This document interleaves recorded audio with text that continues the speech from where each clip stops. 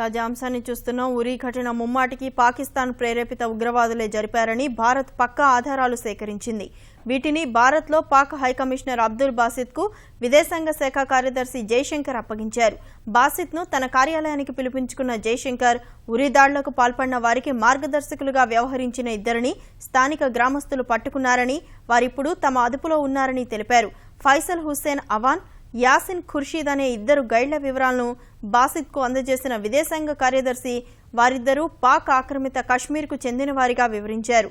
మరోవైపు దాడులకు పాల్పడి హతమైన వారిలో ఒకరిని మొహమ్మద్ హఫీజ్ అహ్మద్గా గుర్తించారు. వీరందరూ పాక్ ఆక్రమిత కశ్మీర్ రాజధాని ముజఫరాబాద్కు చెందిన వారని తేలింది.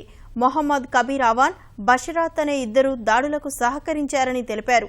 సీమాంతర ఉగ్రవాదం కొనసాగడంపై తీవ్ర ఆగ్రహం వ్యక్తం చేసిన జైశంకర్ వీటిని భారత్ క్షమించదని స్పష్టం చేశారు.